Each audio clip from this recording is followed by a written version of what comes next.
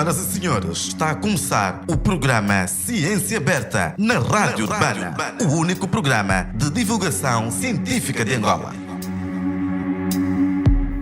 Ora viva, ora viva! Bom dia! Esta semana é bom dia. Até a semana passada, a Ciência Aberta acontecia ao período da tarde, às 14 horas.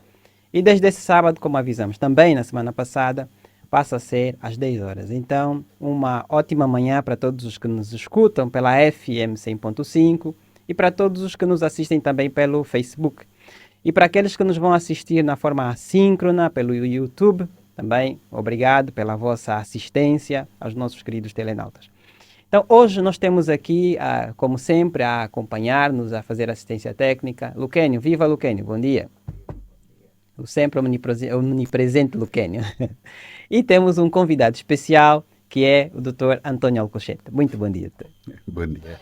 Dr. Alcochete, eu vou já dar-lhe o tempo para apresentar-se, mas eu gostaria de anunciar que está aqui também como membro do Ministério do Ensino Superior, Ciência, Tecnologia e Inovação e é o diretor nacional do Departamento de Ciência, Tecnologia e Inovação. Então, Dr. Alcochete, vamos começar com a pergunta da praxe. Podia dizer-nos quem é o Sr. Antônio Alcochete? Bom dia a todos novamente.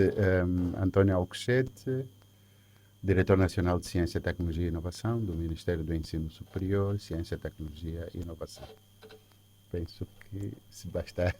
Com certeza os nossos ouvintes e telenautas vão querer saber um bocadinho mais. Se calhar a sua área de formação seria interessante também ouvir. Se quisesse falar um bocadinho também do seu percurso profissional, acadêmico, sobretudo, por favor. Sou biólogo formado pela Universidade Agostinho Neto. Fiz um mestrado em conservação e gestão de recursos fitogenéticos na Universidade de Birmingham, Reino Unido, e depois o doutoramento em biologia na Universidade de Brasília. Sou docente da Agostinho Neto desde 1900 qualquer coisa. Muitos anos. E tenho, sobretudo, sou responsável pelo ensino das disciplinas de genética geral e agora também genética de populações no curso de biologia da Faculdade de Ciências da Agostinho Neto. Obrigado. A área de genética se tornou, quer dizer, não deixou de ser relevante, mas durante a época da pandemia se tornou ainda mais relevante. Era importante, vamos assim dizer, esse conhecimento para o desenvolvimento que se fez das vacinas. Eu diria que, talvez puxando a brasa para a sardinha, a genética sempre foi uma área importante, sim. Até porque com o boom do estudo dos genomas foi mesmo no sentido de perceber a abordagem genética de muitas doenças importantes e a particularidade foi dada às doenças, muitas das doenças importantes que assolam a humanidade. Não obstante, também ter sido há muito tempo que vem sendo estudada para a parte vegetal, com a produção de alimentos de matriz vegetal e também da matriz animal. Melhoramento de animais no sentido de aumentar a produção de alimentos. Portanto, é antiga e nunca perdeu importância, embora tenha caído, vamos dizer, no anonimato face ao desenvolvimento das áreas da engenharia, sim, que um certo período de tempo tomaram a supremacia e com alguma justificação, porque na verdade contribuiu muito para o desenvolvimento, assim vamos dizer, mundial. Mundial, sim. E uma pergunta que, pelo menos a mim me ocorre sempre que penso em genética e penso um pouco no nosso contexto, pensando na pesquisa na área de genética. Como é que nós estamos em termos de pesquisa em genética em Angola? Olha, para ser franco, a área em si, os geneticistas em si já são poucos. E ainda assim existem investigadores que vão fazendo trabalhos nessa área devido ao facto da sua área de formação ter essa componente de genética e agora, atualmente, sobretudo, com o desenvolvimento de tecnologias moleculares. A genética se tornou mais acessível e fazendo parte de muitas áreas de formação devido à aplicação de tecnologia molecular desenvolvidas pela engenharia genética, daí eu ter referido a importância da engenharia nesse contexto, que permite hoje qualquer pessoa que se forme em áreas médicas, em áreas de agricultura, em áreas de eventualmente também de águas, tenha ferramentas moleculares para estudar a componente genética. Portanto, hoje em Angola, sobretudo nas áreas de ciências médicas e da saúde, há uma grande comunidade, grande no sentido que vai crescendo, comunidade de académicos e cientistas que trabalham e utilizam tecnologias de marcadores moleculares que são amplamente aplicadas no uso da genética. Só para dizer que a resistência genética aos marcadores moleculares, quer da malária, quer do VIH-Sida, é isso, é um exemplo daquilo que eu estava a me referir e que aumenta o número de pessoas envolvidas com a componente genética. Bom, então para não parecer que o Dr. Alcochete só está a puxar a brasa para a sua sardinha, e se tivermos que pensar na ciência como um todo, considerando que é também a área da qual é responsável, como é que estão os nossos indicadores de ciência? Bom, este é um assunto realmente bastante, vamos dizer, crítico, porque os últimos dados que nós temos são dados baseados no relatório da Unesco, Ciência até 2030, foi lançado em 2015, e o outro também foi lançado, esses dados também foram lançados no Africa Innovation Outlook de 2019, na sua terceira edição, que reportam indicadores do período de 2014.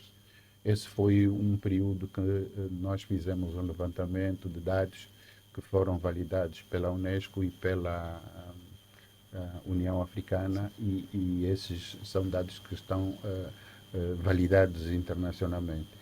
E esses dados indicam que Angola está com os índices de indicadores bastante baixos, quer em termos de publicação científica, quer em termos de investimento na ciência. Sim. Portanto, estou-me a referir a esse período e também no número equivalente de investigadores, que é outro indicador bastante utilizado a nível internacional. Então, uma pergunta é, o que é que se pode fazer, e aí pensando ao nível, por exemplo, de políticas públicas também, para melhorar esses indicadores, para melhorarmos a produção científica, para melhorarmos o número de investigadores, etc. O que é que se pode fazer? Pois a reflexão sobre esses índices levaram-nos a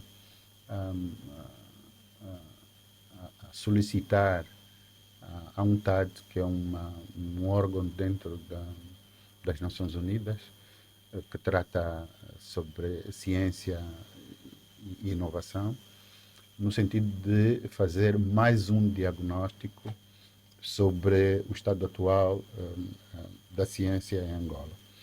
Para lembrar que a nossa primeira política, ou a única política ainda em vigor, foi aprovada em 2011, fruto de um estudo diagnóstico realizado pela mesma organização, solicitado pelo governo de Angola, que reportava o estado atual da ciência e tecnologia a todos os níveis, e este documento serviu para elaborar então a política. Portanto, como resultado desse diagnóstico, o Executivo decidiu elaborar a política no sentido de ultrapassar as dificuldades ou as deficiências que tenham sido identificadas nesse diagnóstico. Como a nossa política já tem 11 anos e é suposto esse documento ter um upgrade, uma atualização de 5 em 5 anos, o Executivo decidiu por um novo diagnóstico, e esse diagnóstico então aponta para que se possa traçar algumas novas linhas de desenvolvimento de política no sentido de desenvolver mais a inovação para que ela possa ter um reflexo, um impacto maior no desenvolvimento socioeconômico do país. Ainda assim, deixe-me dizer que no documento de política, o decreto 201/11 de 20 de julho, já nessa altura se perspectivava a criação, o lançamento de novas políticas e a criação de alguns instrumentos que dessem cobro ou ultrapassassem as deficiências que foram encontradas ou identificadas nesse período. Só para lhe dizer que já se previa a criação de política de dados, já se previa a criação de uma agência de financiamento para a ciência, já se previa a criação de centros de divulgação científica. Portanto, nessa altura já tinham sido identificados alguns instrumentos que eram necessários para que o nosso sistema pudesse evoluir, sair daqueles índices bastante negativos para que se pudesse situar nos níveis superiores dentro daquilo que é a região da SADC, onde nós estamos inseridos e para os quais nós, entre aspas, competimos diretamente em termos de indicadores. Okay. E essa questão da competição na região da SADC levanta uma outra preocupação. A maior parte dos países dessa região não são países de língua portuguesa. Não parece uma concorrência desleal? Eu digo isso porque muito do que se produz é em inglês, mas nós falamos português. E parece que esse é um dos obstáculos que muitas vezes os investigadores angolanos até têm também. E sim, a partida pode parecer uma competição desleal, sim. Mas deixe-me dizer que contribui para a diminuição desse desnivelamento a cooperação. A cooperação é um fator bastante importante no sentido de elevar para patamares mais altos quem não se encontra nesses níveis ou nesses patamares. E me parece que o estabelecimento e o alargamento da cooperação e colaboração com instituições na região iria fazer com que nós nos aproximássemos por influência, pelo relacionamento, pelas visitas constantes e as experiências partilhadas, quer nos laboratórios, quer em termos de política, e quer no desenvolvimento das práticas acadêmicas e científicas do dia a dia, parece que nos permitiam elevar essa diferença de níveis para patamares mais próximos. Até porque quem não está habituado a utilizar tecnologia de ponta, quando entra em contato com ela, vai ter algumas dificuldades, mas depois, passando algum tempo e com aprendizagem, passa a utilizar essa tecnologia.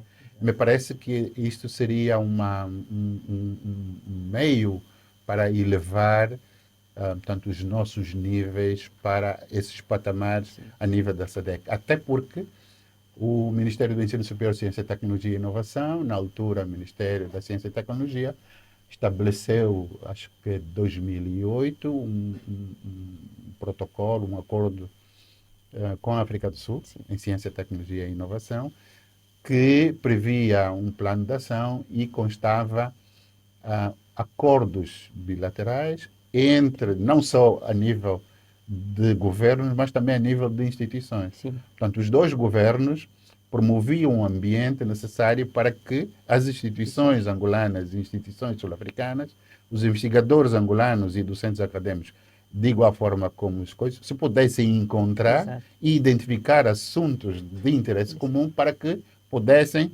desenvolver projetos de investigação juntos, no sentido mesmo para debelar essas diferenças. Essa foi umas medidas que nós tomamos na altura e que até certo momento estava a dar os seus frutos, não fosse as crises financeiras que depois surgiram e acabaram por vamos extinguir esses programas. Eu sei que a responsabilidade maior do Ministério, nesse caso do Departamento, é pensar ao nível das políticas públicas, sobretudo.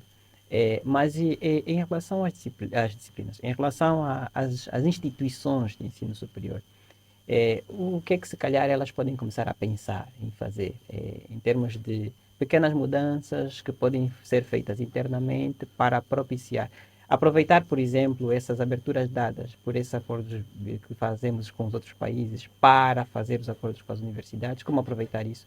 E depois também como se mobilizar internamente para, por exemplo, garantir que haja mais gente interessada a fazer investigação, para garantir que, por exemplo, haja mais gente a fazer publicação, etc., dentro da instituição. Pois, primeiro, eu acho que as instituições e consequentemente as pessoas que estão por detrás das instituições, portanto, que fazem parte deste grupo académico científico, não devem ter receio de estabelecer cooperação, colaboração com outros países, com outras instituições. Isto porquê? Porque aquilo que nós já referimos, o convívio, né, com os seus colegas, seus parceiros, que embora tenham um outro nível de trabalho, de desenvolvimento, de infraestrutura e de tecnologia, inclusive de publicações, nos permitam também aprender com eles e aproximar-se desses patamares. Isto é uma coisa que eu penso que as instituições não devem ter receio de embarcar para esse tipo de colaboração, fazer parte de redes internacionais, à medida do seu conhecimento, à medida da sua capacidade, porque nós começamos hoje por baixo e amanhã podemos galgar, chegar a níveis intermédios e, inclusive, tomar rédeas de determinadas iniciativas que são iniciativas internacionais. Temos alguns exemplos de investigadores e docentes angolanos que hoje estão no estrangeiro e assumindo alguma responsabilidade para isso. Esta é a primeira questão. Iniciativa. Ser ativo o suficiente para embarcar nessas iniciativas internacionais e regionais.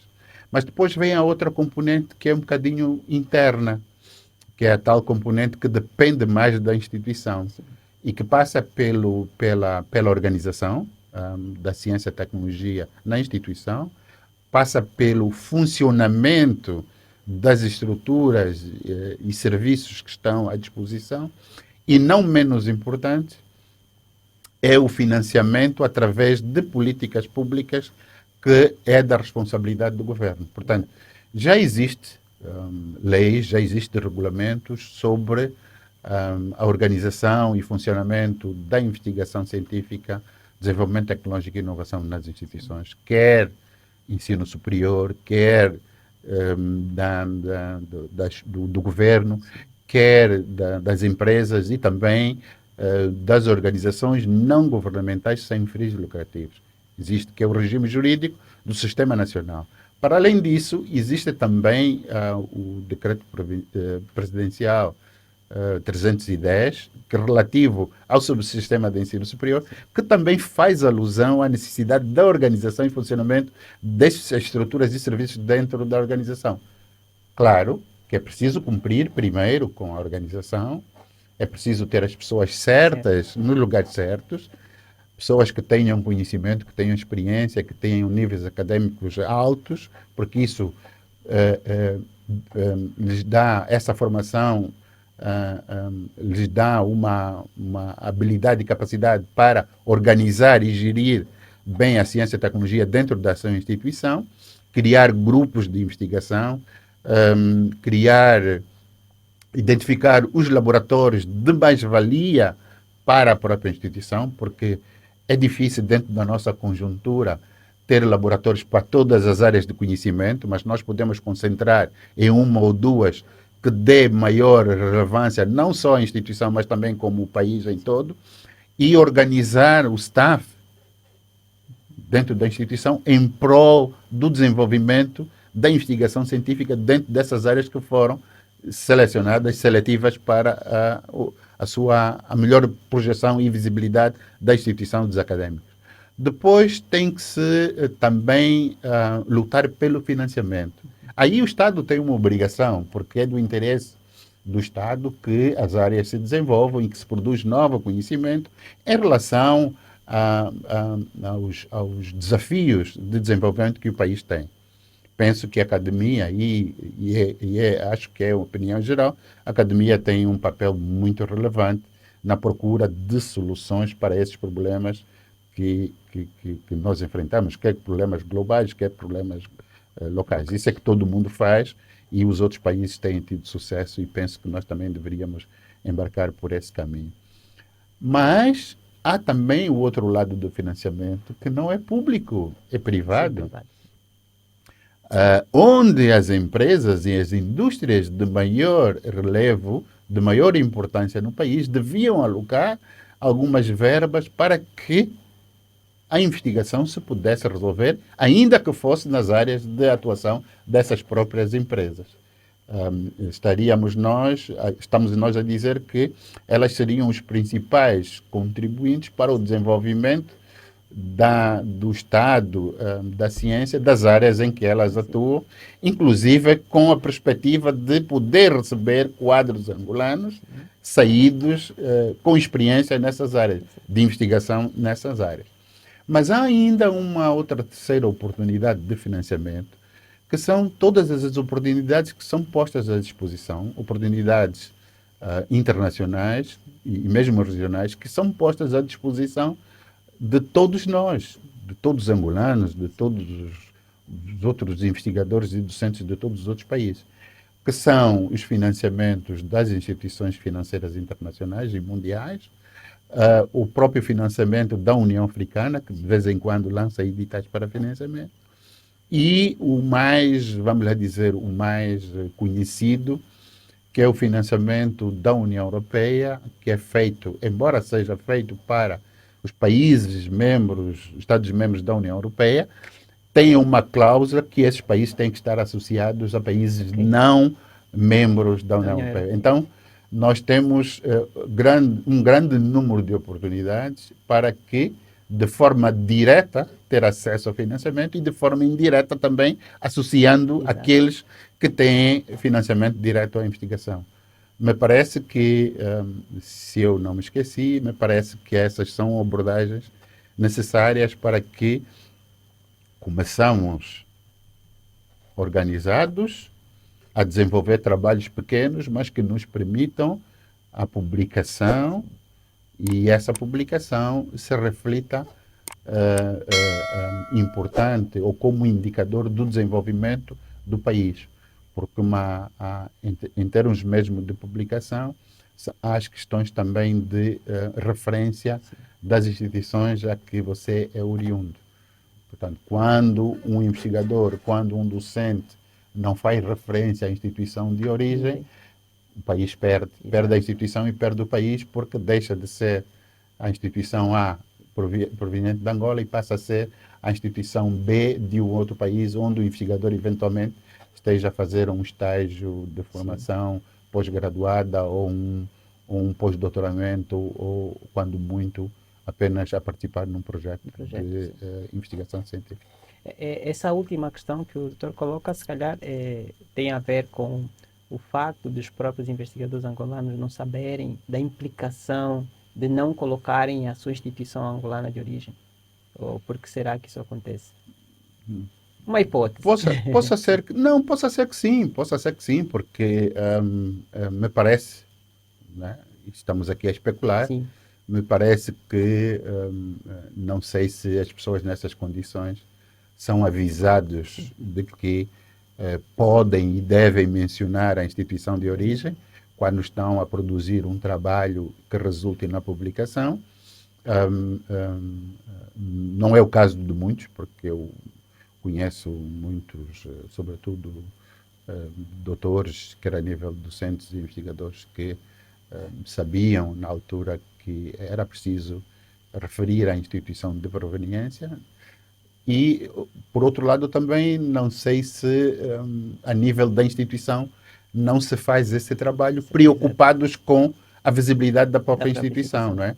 Eu, sendo investigador do centro da Universidade de Agostinho Neto, se eu publico, ainda que seja na Alemanha, na Inglaterra, ou seja lá onde for, se eu publico um artigo e não menciono a minha instituição de origem, penso que a instituição está a perder. Sim. Está a perder a instituição, em primeiro lugar, ou em primeiro está a perder o país, e depois a instituição, por causa da visibilidade dos indicadores de ciência, tecnologia e inovação, e também acaba, de certa forma, o próprio investigador, porque não fica bem, né? A minha instituição de origem não ser referida ali onde eu estou, de certa forma até representando-a nesse contexto de redes ou plataformas ou parcerias internacionais. Exato. Agora vou voltar para a questão continuamos na questão da cooperação entre instituições. E uma pergunta é,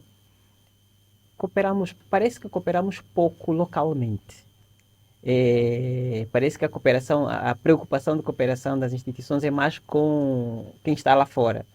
Por que será que isso acontece? Primeiro, se calhar gostaria da ajuda do doutor para ajudar-me a ver se de facto essa percepção é uma percepção correta, cooperamos pouco internamente, e segundo, se é ou não é, e depois, por que será que isso acontece? Tem razão.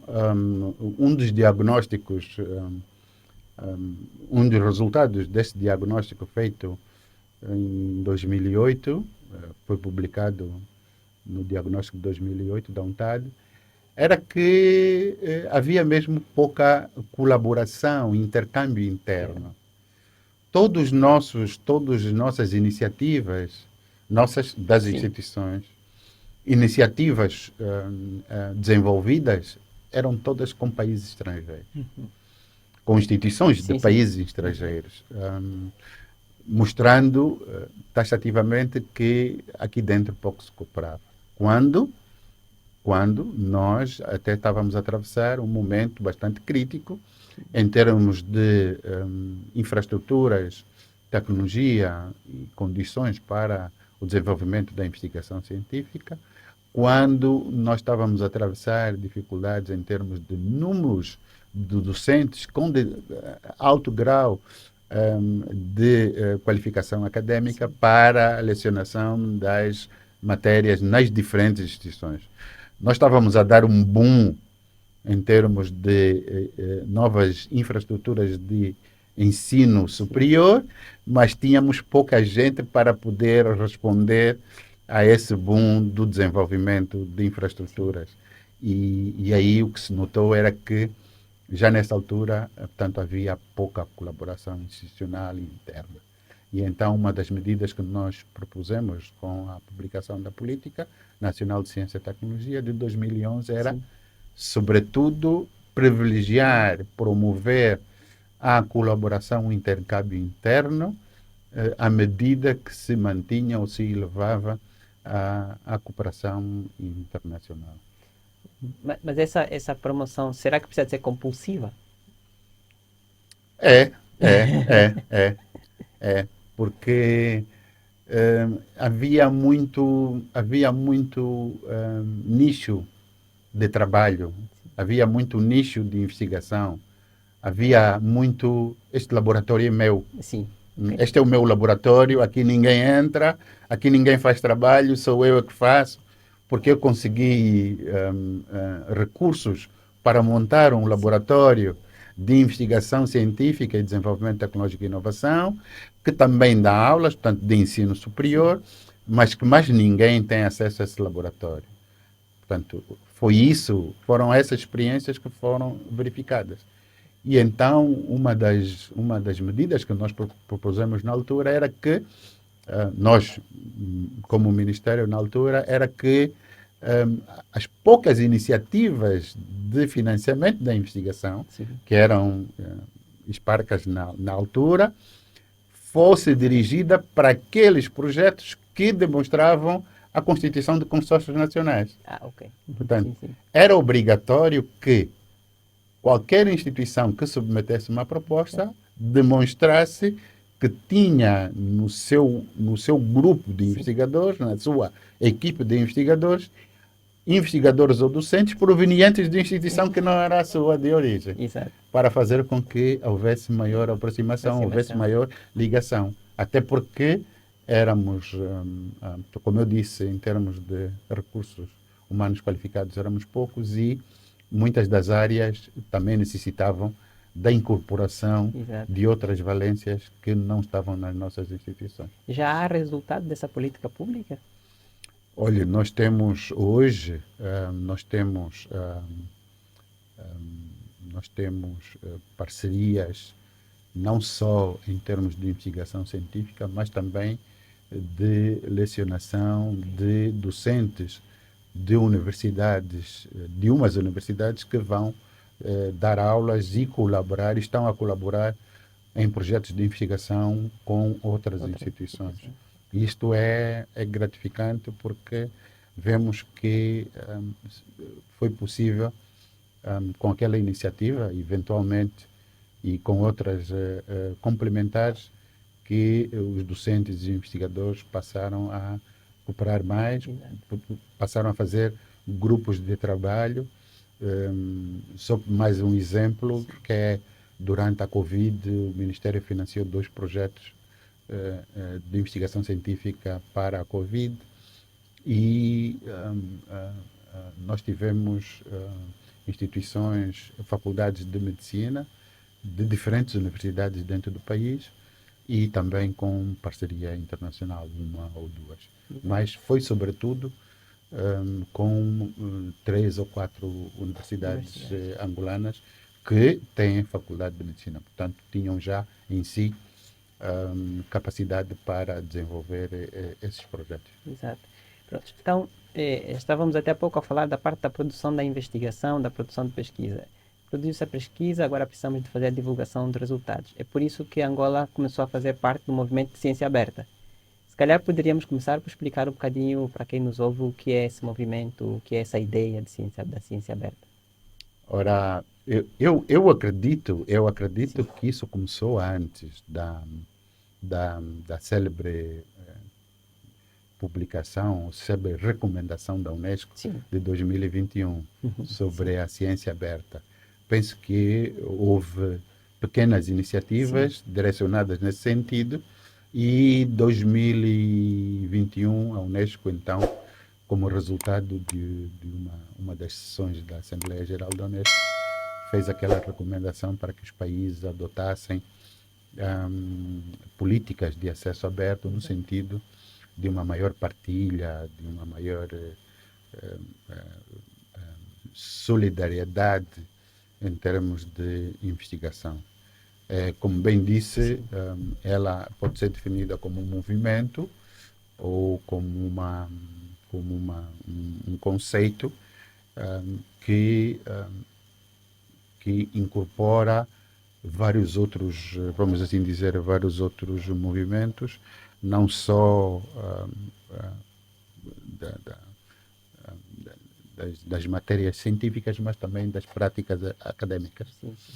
Portanto, há a componente científica deste movimento, mas também há uma prática acadêmica desse movimento que incorporam, então, esse tal mega movimento que é conhecido como ciência aberta. Seria uma tentativa de democratização da ciência? Sim, penso que sim, porque os objetivos, primeiro ela se aplica às várias áreas do conhecimento, não é? Portanto, não se distingue que é aplicada apenas às ciências sociais, mas todas as outras áreas de conhecimento são aplicadas e depois ela incorpora em si a necessidade de partilhar os resultados da investigação científica, mesmo as matérias educacionais também, para que fique disponibilizada para todo mundo. Me parece que isso fica evidente e mostra o lado dessa tal democratização, conforme disse, da ciência. Portanto, os investigadores, a comunidade académica passam a ter acesso, quer de forma gratuita ou paga ou bonificada, à publicação, às publicações, à produção científica dos países, não só a nível nacional, mas também todos aqueles países que abraçarem essas políticas de ciência aberta. Um dos caminhos que Angola seguiu para materializar essa ideia da ciência aberta é o repositório. Podia explicar-nos um bocadinho mais sobre essa iniciativa? Nós temos, voltando um pouco atrás de 2021, 2011, desculpa, com a publicação da Política Nacional, nós já tínhamos uma preocupação que era no sentido de aumentar e promover a divulgação científica. Porque, por causa dos resultados que nós tínhamos visto, tínhamos poucas publicações, e depois a sociedade quase que não conhecia nada sobre ciência, sobre a investigação científica. Uma das medidas que nós introduzimos no documento foi que se deveria promover a divulgação científica no geral. Portanto, o resultado da evolução dessa regulamentação, e porque também as políticas mundiais evoluem, e fruto um pouco da recomendação da Unesco, nós aprovamos em 2021 o tal decreto 261, que é o decreto do regime jurídico do Sistema Nacional, que um dos princípios inerentes a esse documento é a ciência aberta. Portanto, já preocupado com a necessidade de cumprir, não só cumprir as orientações da Unesco sobre ciência, mas também por causa dos indicadores não muito famosos do nosso desempenho em termos de ciência e tecnologia, criamos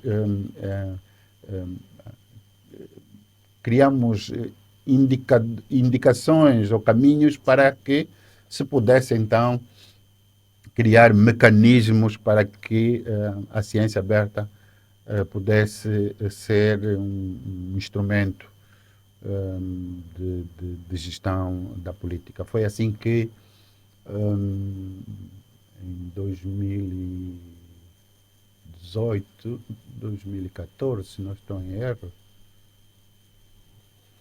bom, não sei precisar a data, mas foi assim que o Ministério, uma iniciativa do Ministério do Ensino Superior, da Unesco, da Redalic e da Oscar Ribas, 2020. Sua Excelência a Senhora Ministra publica um decreto para a criação de um grupo que trabalhasse em matéria de revistas científicas e também outros mecanismos que facilitasse a criação desses instrumentos. Na altura, começamos com um seminário aqui em Angola sobre revistas científicas e o acesso aberto, que evoluiu então para a criação do repositório científico angolano. Mais tarde, juntou-se a essa iniciativa o projeto UNIAO, que é um projeto financiado pela União Europeia, que vem no âmbito do ensino superior, que vem também reforçar este movimento no sentido porque ele permite criar instrumentos para a melhoria da gestão do ensino superior em Angola. E então fundiram-se os interesses e passou, portanto, as instituições envolvidas na criação do repositório, passou a incluir o projeto UNIAO e o projeto acabou por ser desenvolvido e temos hoje o repositório pronto a ser lançado já. Agora aproveito para dizer que dia 12 o projeto, o repositório angolano, cujo nome é Repositório Angolano de Acesso Aberto, será lançado dia 12 na conferência da Conferência do Acesso Aberto da CPLP, porque é uma iniciativa dessa conferência, é uma iniciativa da CPLP com o Ministério do Ensino Superior aqui em Luanda. O que é que se espera pensando inclusive naquilo que tínhamos colocado lá atrás como deficiências do nosso sistema de ciência e tecnologia, baixa produção, baixo número de pesquisadores e, claro, baixa visibilidade da nossa produção. O que é que se espera com o repositório? O repositório vai nos permitir que o repositório e também as outras iniciativas, como a necessidade de uma lei de acesso aberto, as iniciativas da rede de revistas científicas, inicialmente vai fazer com que a qualidade das nossas revistas possam melhorar. Eventualmente aumentar o número de revistas científicas no país, mas, sobretudo, preocupados com a melhoria da qualidade das revistas científicas. Esta é a primeira questão. A segunda questão é que nós, com o repositório, vamos ter um local onde nós podemos concentrar, armazenar toda a nossa publicação científica, a publicação que é feita por angolanos, por instituições angolanas, por angolanos não só em Angola, mas no estrangeiro, desde que cumpram aquele requisito que é preciso fazer referência às instituições para nós não nos incorrermos num incumprimento dos direitos de propriedade intelectual e termos uma maior coordenação, uma maior gestão daquilo que é a nossa produção científica. Pois se nós conseguirmos ter num local, numa plataforma virtual, como é o Repositório Nacional, toda a publicação de angolanos, nós podemos ter um maior controle sobre quais e quantas são as publicações e assim ter os tais indicadores de ciência e tecnologia mais atualizados sobre a produção científica para que nós podemos estabelecer uma comparação mais realística Sim. daquilo que nós estamos a produzir. Porque eu creio que dos poucos estudos que nós temos feito, o que foi publicado em 2014, que eram 2 publicações por 2014, que eram 2 publicações, não, sim, eram 2 publicações por milhão de habitantes. Hoje, creio que está muito alto, porque nós temos áreas do conhecimento que têm aumentado muito a sua produção. Nos últimos 5 anos, sem medo de errar, as áreas de ciências médicas e da saúde e as áreas de engenharia tiveram um boom grande em termos de publicação científica, o que para nós é bastante salutar. E então, passamos a ter indicadores mais realistas com este instrumento que nós criamos, que é o Repositório Nacional. Para além de que toda a comunidade académica científica terá também, mesmo a sociedade, terá também à sua disposição um local onde pode muito rapidamente e mais facilmente aceder à produção científica dos ambulantes. Então, uma outra coisa, se calhar, sobre essa conferência, ela é aberta ao público, ela é uma conferência aberta apenas às universidades, é por inscrição, qual é o mecanismo de participação para quem desejar participar? Infelizmente, a conferência não será aberta ao público, porque nós temos limitações em termos de participação e a conferência é para além de convidados estrangeiros, portanto, vêm representantes dos países da CPLP que foram convidados e alguns já estão confirmados. E demos também primazia, dado a novidade do assunto relacionado ele com o lançamento do nosso repositório, demos primazia aos representantes da nossa comunidade académica e científica. Portanto, convidamos representantes das instituições de ensino superior de todo o país e representantes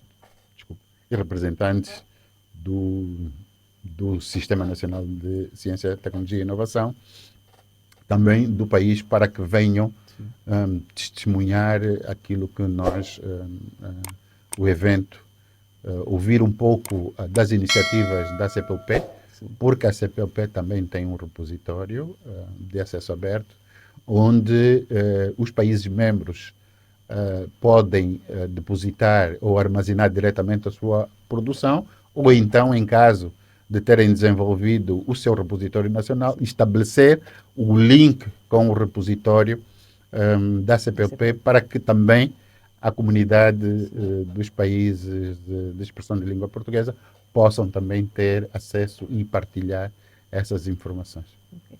E da parte das instituições, já é possível avaliar, por exemplo, a reação das instituições em relação ao projeto? Ou ainda não foi possível fazer essa aferição? Nós tivemos a partilha de algumas informações à medida que o projeto foi evoluindo com algumas instituições. Partilhamos esta proposta nos órgãos consultivos do Ministério, para que a comunidade tivesse conhecimento, mas pela procura de inscrições que nós estamos a verificar, nos dá a entender, nos dá um sinal de que as pessoas estão interessadas em participar, não só na conferência, mas também num workshop sobre gestão dos repositórios, que será realizado nos dias 13 e 14, a seguir, portanto, a conferência. Quer dizer, vamos fazer a conferência, mas também vamos formar pessoas para que possam gerir os repositórios, incluindo o nosso repositório de acesso aberto. Essa questão da formação me coloca uma pergunta, mas o professor já antecipou a resposta de alguma forma, mas calhar gostaria que aumentasse algum elemento, que é a preocupação que muitas vezes se coloca para os nossos projetos públicos, a questão da continuidade e da sustentabilidade. Há alguma ideia de como vai se garantir isso?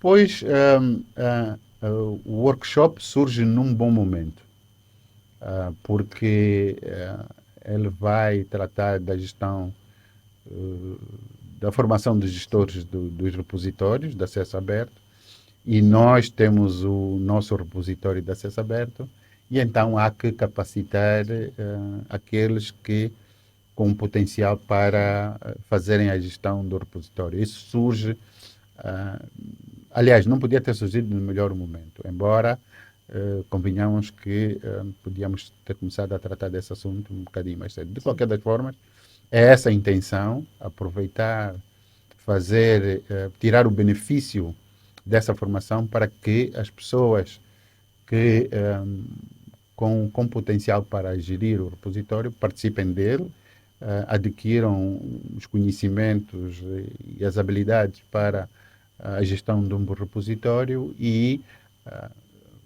acompanhá-los e apoiá-los, no sentido de que sabe que os primeiros anos me parecem que são críticos da gestão de qualquer coisa, e é preciso que essas pessoas tenham um mínimo de condições para fazer a gestão do repositório, até porque para que eles ganhem maturidade e, quiçá, talvez ver a posterior um outro modelo de gestão. O importante é que ele não deixe de funcionar, funcione bem e que cumpra com os objetivos para os quais foi criado.